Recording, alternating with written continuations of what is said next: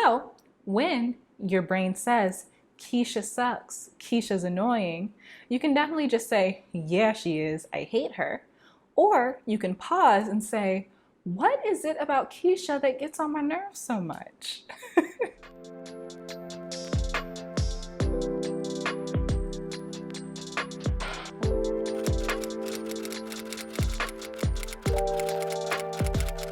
Hi guys, welcome back to my channel. My name is Dominique Davis, also known as Brown and Bendy, and here on this channel we practice flexibility of the mind, the body, and the spirit. Today's video is all about how to keep your vibration high even when you work with people that aggravate you, because this is a question we get quite a bit on the channel. Before we get into it, I would just like to ask that if you are not already, please make sure that you subscribe. Also click the notification bell so that you can be alerted when I make new videos. Also, we have a Facebook group. If you would like to connect to the community on a more intimate level, go ahead and join our Facebook group. I will put the URL somewhere on the screen and it'll also be in the description box. Okay, let's get into it. How to work with people that aggravate you, that you just don't like, that you would even say that you maybe hate. How do you do it? Well, working with people that you do not like, working with people that aggravate you, that you may even say you hate. How do you work with these people while still keeping your vibration high? How can you not let these people test you every second of the day? Believe it or not, it is possible. It just takes an understanding of a couple of things. So, the very first thing that you have to understand when working with people who get under your skin and aggravate you, these people are not aggravating. These people are not annoying. They just trigger you.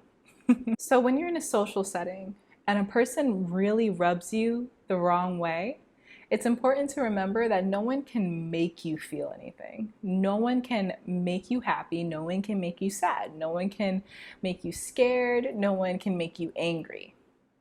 People can demonstrate behavior that triggers you and brings up specific emotions.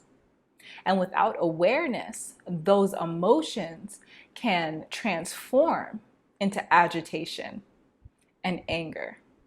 But it's not the specific person who triggered you that made you feel that way. Your ego may say, like, let's just say that you really dislike the person that sits next to you.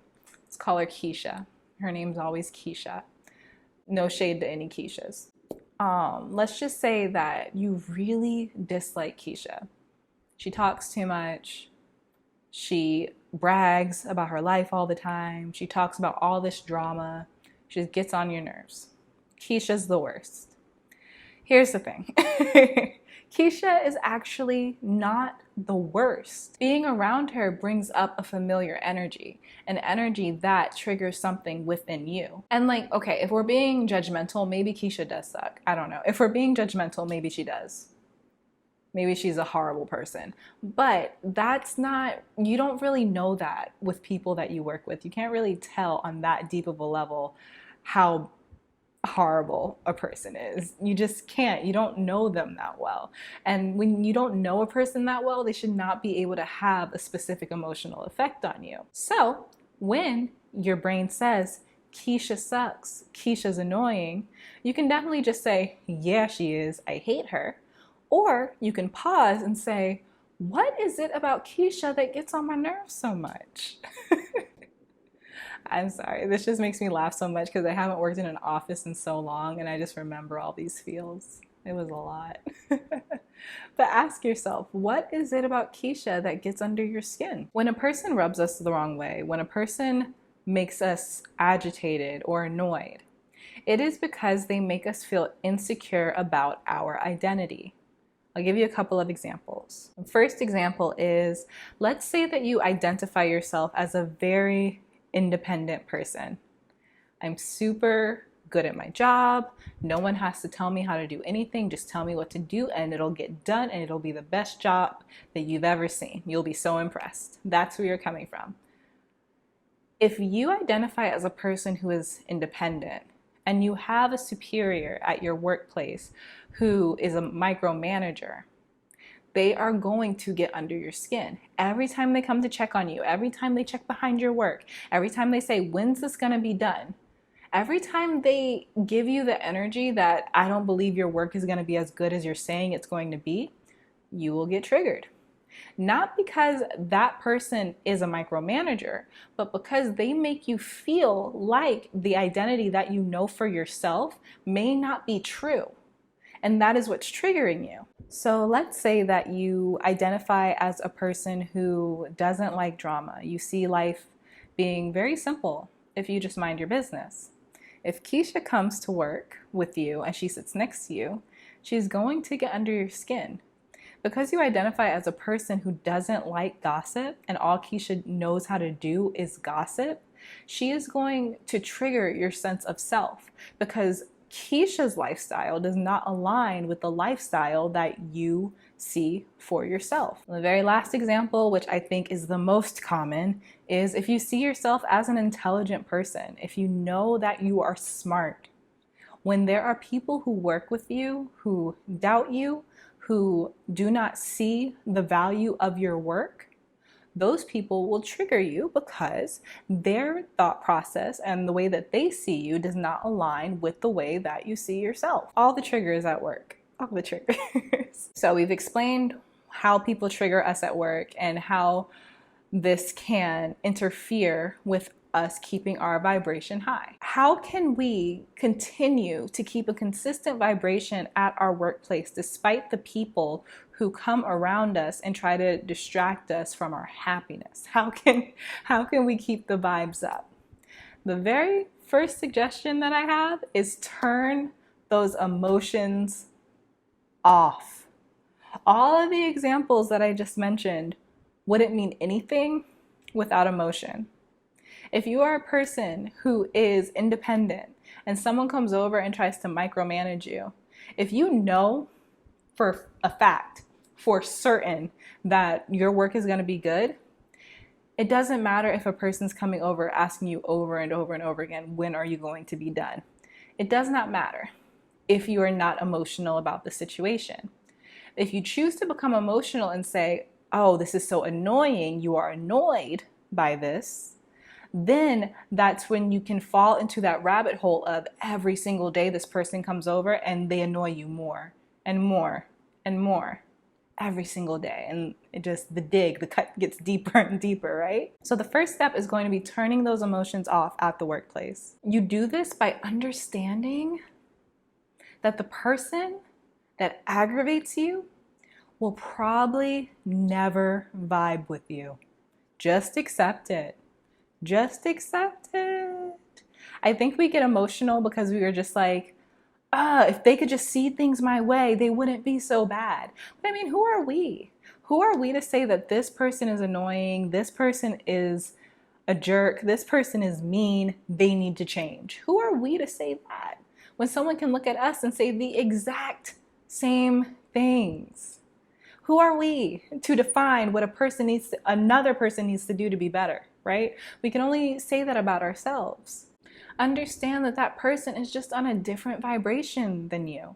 If you consider yourself to be mess-free, drama-free, and all Keisha wants to do is talk about drama, if you become unemotional and just understand that the two of you have different life perspectives, I promise she will annoy you less. You won't feel so personally offended by that person's existence. Turning the emotions off also brings me to the point that the workplace is not a place for feminine energy. It's just not.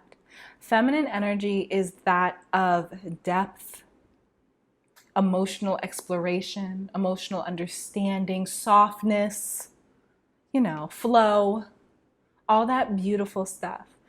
Not meant for the workplace. The workplace is a place for masculine energy. Masculine energy is very solid. It's very fiery. It's very shallow. What you see is what you get. The workplace is a place for you to know who you are, commit to who you are, and then go home.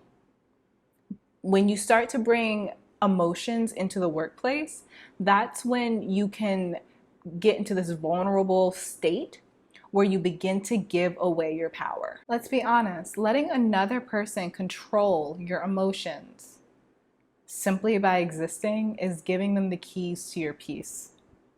If all a person has to do is walk into the room and you're just like, oh God, here we go. If that's all a person has to do, they have all your power and they didn't even ask for it. They didn't even do anything for it except for just exist.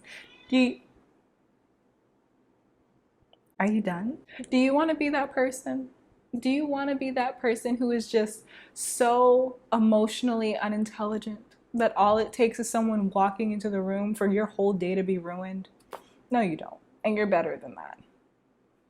I promise. Remember what we were saying a few weeks ago on the channel? Life is supposed to feel good. Life is supposed to feel good. So can life feel good? Can our vibration be high, even when annoying people exist? I think so. I think so, because you don't have to be friends with those annoying people. You don't have to see them outside of the workplace. They're just going to be there. And remember, when they do rub you the wrong way, it's simply because they are triggering your identity. And that's normal. Whenever anyone triggers your identity, it is normal to get agitated because someone's kind of messing with your worldview. But through awareness of knowing this, you can turn the emotions off and remind yourself that this person who's trying you is not a part of your personal life. Okay, so now let's talk about the beauty of the law of attraction and all of this. If you are able to keep your vibration high at the workplace, or at least keep your vibration in a place where you do not fall into victim mentality, if you can proudly be yourself at work without letting others dictate where your emotions are, you'll be able to keep a steady vibration. And if you're able to keep a steady vibration, then you will see the effects of that in real time at your workplace. If there are a lot of people who do not align with your vibration, you will notice that as you commit to being your happiest self at your job, despite whomever, as you commit to that, specific people will start to disappear. It's really bizarre, but you'll find that the people who annoy you the most will quit. They'll move to a different department. Keisha will change her seat. I promise. It's really crazy because they do not align with your vibration. As long as you commit to being the happiest version of yourself despite external circumstances, these external circumstances will begin to align with your vibration because you're not being controlled by external circumstances every time you come into work now. Instead, you're keeping a constant vibration. That's the best case scenario.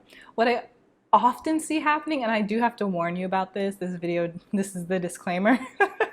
If you learn how to keep a high vibration at work, there's also a very big chance that you'll get fired.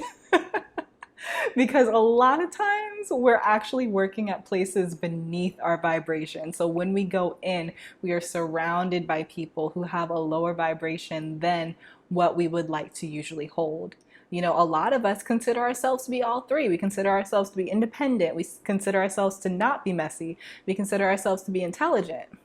And then we go to these workplaces where people want to micromanage us and gossip and, you know, look at our work and assume we're dumb. All of the boxes.